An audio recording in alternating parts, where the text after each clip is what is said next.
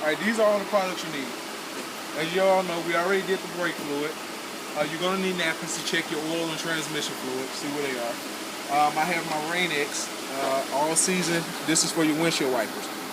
You want to, I choose to use Rain-X all season because very hot weather it works well, and very, very cold weather it works well. It won't freeze up. I have a frame air filter. Frame also make oil filters, which I also use on my vehicles.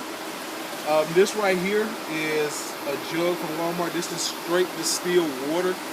Actually, only half of it was distilled water, and I add the other half with concentrated antifreeze. Okay? So that's the reason it has this beautiful color right here. Alright, so the first thing I like to do, we're going to come around.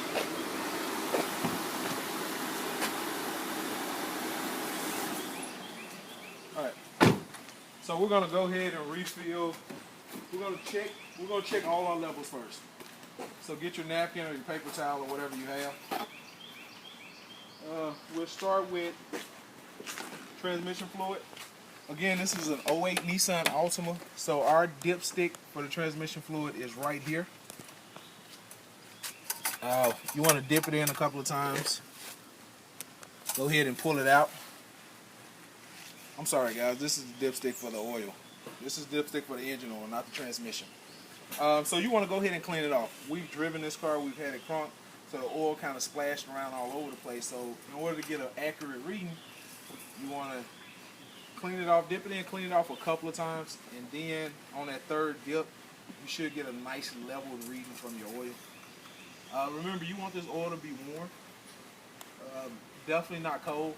So you don't want to come out here in the morning and you haven't driven anything and try to check the oil because it's going to sit at its lowest level and it won't give you an accurate reading. So when you pull it out, you're looking for where it puddles up. And right now it's puddling up in between both marks. So right now it's at a pretty good level.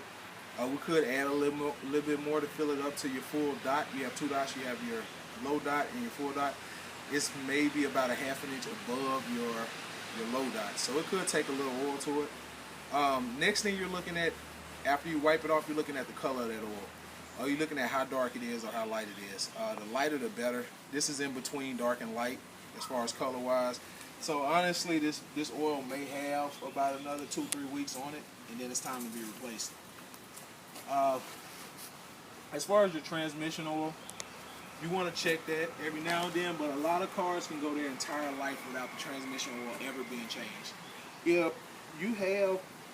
If you have over 100,000 miles on your car, I wouldn't advise changing the transmission oil, just because by now it's probably bonded with your transmission, and if you do change it and put that fresh oil in, it might knock away a lot of chemicals or a lot of pieces that your transmission will need in order to work properly. So we're gonna leave transmission oil alone. This car has 166,000 miles on it, so whether transmission oil is bad or good, we're gonna leave it in there, let it run. So coolant, this is where the coolant is located. This coolant right here feeds into your actual radiator. So in order to check your coolant level, all you gotta do is take this top off and look on the inside. And inside of here, this coolant is very, very low. So it needs some more.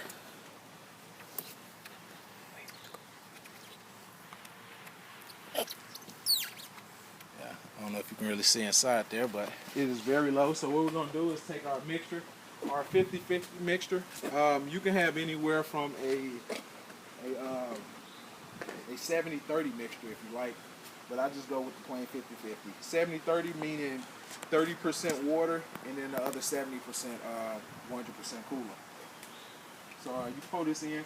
I'm using gloves. Per instructions, this stuff is bad for your skin. It's bad to get on your skin. I haven't tried it to see what it does to your skin. I wouldn't advise trying it. So wear you some gloves whenever you're dealing with coolant or any of the other fluids for that matter. I've gotten motor oil on my hands and it hasn't done anything to me. But this coolant I haven't tried. Alright, so this also has a fill line, a match line, which I've kind of passed, but it won't hurt anything. It's coolant. So coolant's good. Right here is where you have your power steering fluid. On the top, it also says power steering. And on top of all these, they either have the name of what fluid goes in it, or they have the symbol. Like this one has the windshield wiper symbol, so you know windshield fluid goes in there. It also has a minimum and max on it. If you're looking close up, so those are your main fluids.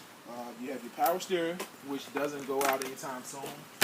Your brake fluid, it'll go out for time as long as your system and your computer system is working properly. It'll let you know when it's going out. And then you have this windshield wiper fluid, which will go out from time to time, depending on how often you use your windshield wipers. So we're gonna go ahead and just pour that in.